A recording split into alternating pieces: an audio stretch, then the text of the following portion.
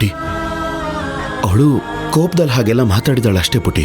ಹೌದಣ್ಣ, ಅವಳು ಕೋಪದಲ್ಲಿ ಮಾತಾಡಿದಾಳೆ. ಅವಳ ಮಾತಲ್ಲಿ ಕೋಪನೂ ಇತ್ತು, ದ್ವೇಷನೂ ಇತ್ತು, ಆದ್ರೆ ಪ್ರೀತಿ ಇರಲಿಲ್ಲ.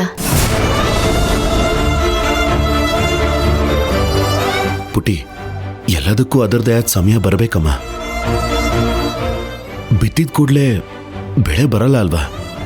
ಕಾಯಬೇಕು, ಕಾಯೋಣ. ನನಗೆ ಯಾಕೋ ಅವಳ ಮಾತು ಕೇಳಿದ್ಮೇಲೆ ಅವಳು ಬದಲಾಗ್ತಾಳೆ ಅನ್ನೋ ನಂಬಿಕೆನೇ ಹೋಗ್ಬಿಟ್ಟಿದೆ ಅಣ್ಣ. ಆದರೆ ನನಗೆ ಹೋಗಿಲ್ಲಮ್ಮ. ನನಗೀಗಲೂ ನಂಬಿಕೆ ಇದೆ. ಅವಳು ಮತ್ತೆ ನನ್ನ ಜೀವನದಲ್ಲಿ ಬರ್ತಾಳೆ, ನನ್ನ ಜೊತೆ ಸಂತೋಷವಾಗಿ ಜೀವನ ಮಾಡ್ತಾಳೆ ಅಂತ. ನೋಡು, ನೀನೇನು ಯೋಚನೆ ಮಾಡಬೇಡ, ಎಲ್ಲ ಸರಿ ಹೋಗುತ್ತೆ. ನಾವೆಲ್ಲರೂ ಮತ್ತೆ ಒಂದಾಗಿ ಬಾಳೋ ದಿನ ಬಂದೇ ಬರುತ್ತೆ. ಅದು ಆದಷ್ಟು ಬೇಗ ಬರುತ್ತೆ. ನಿನ್ನ ಮಾತು ಆದಷ್ಟು ಬೇಗ ನಿಜ ಆಗಲಿ ಅಂತ ನಾನು ಆ ದೇವ್ರ ಹತ್ರ ಕೇಳ್ಕೊತೀನಣ್ಣ. ಸರಿ ಸರಿ ನಡಿ. ಇವತ್ತು ಮೊದಲನೇ ದಿನ ನನ್ನ ತಂಗಿ ಪಂಚಾಯಿತಿ ಆಫೀಸ್ಗೆ ಅಧ್ಯಕ್ಷೆಯಾಗಿ ಹೋಗ್ತಾ ಇದ್ದಾಳೆ.